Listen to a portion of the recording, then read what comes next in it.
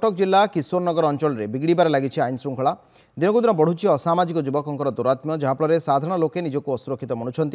इसारी बरमपुर पंचायत साधुसाही अंचल महिला सालूरी सामल चा और पान दुकान कर निजर परिवार चलाउथिले। गत 2 दिन तले किसी निशासक्त व्यक्ति राति से दुकान बंद करुवा समय हठात महिला को जातियाण आक्षेप सहित आक्रमण कर दुकान भंगारुजा करथिले। से समय महिला पुतुरा विरोध करिबारु दुर्बृत्त तांको आक्रमण करथिले। एने किशोरनगर थाना रे परिवार लोकों पक्षरु अभियोग होइथिले सुद्धा पुलिस रे कार्यानुष्ठान शून वर्तमान सुद्धा जहाँ जना पड़ुछि। गाड़िया दुकान टे करथिली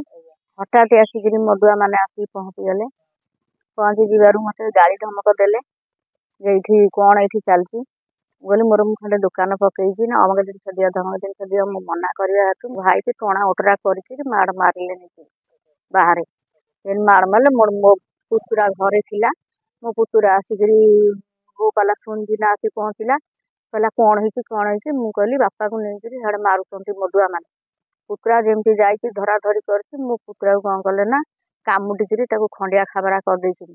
आम जाति विषय पाण माण कहीकि गला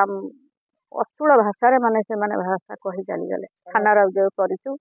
आपर्यंत आम किसी न्याय मिलनी आम न्याय मिलवा दरकार। मत मो पीसीमा डाक पकड़े चिल्ले डाकिले दौड़ी आस बोली मो भाई की मारी पकड़े आम घर पाखे अच्छी मु दौड़ी आसिली आसला बेलू से मो बापा को टेकी नहीं पलैले नहीं गोटे बण भितर पकई मारुंट एमती भाषा कहते आम जाति उपर नहीं जे माने कही हम ना मो जातिर आज मत कहुई मोर एमती खाली ओडिशा रे बहुत छोट जाति अच्छा ताले आम छोट जातिर कौन इज्जत गोटे जिनस ना आम स्वाभिमान जिन गोटे किसी ना तो मुझे चाहूँगी मत न्याय मिल।